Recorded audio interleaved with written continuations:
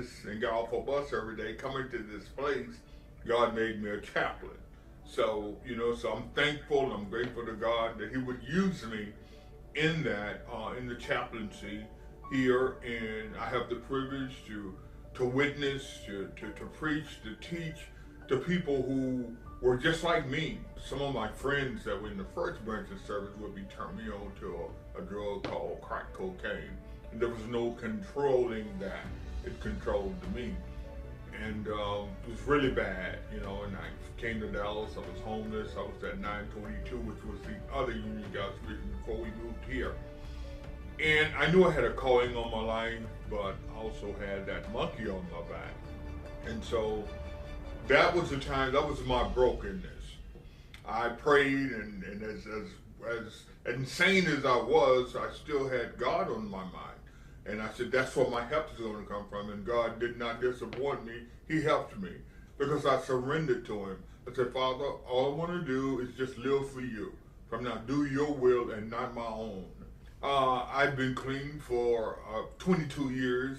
And today, I'm just thanking God that He cleaned me up, that He gave me a new mind, that He allowed me to follow Him and to do His will. The long term of our discipleship program is to give people a hand up, not just a handout. We're giving them hope. When others have given up on them and think that life is over, that they're not going to be very successful, when family members have said they're not going to amount to much, that they know Christ has not given up on them, and Union Gospel Mission and our wonderful donors have not given up on them.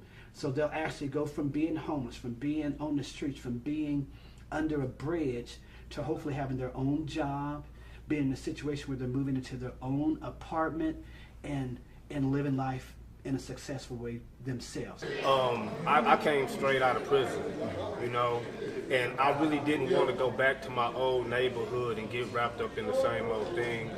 So I really didn't have many options. But I heard about Union Gospel Mission from a couple of people that I had met along the way that was getting out around the same time. And I just happened to just stop and just got on the bus.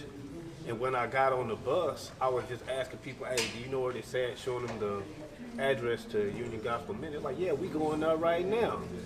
Chaplain Corrales, this class right here is really one of my favorite classes for the fact that, it's kind of an iron sharpens iron. Everybody gets a chance to speak, quote scripture, and it's a real interaction is what really the Bible requires, because we are supposed to fellowship. When it comes to the idea of what God sent them on earth to do. Jesus Christ, as well as those in Ephesus, but He says, So are there promises or blessings?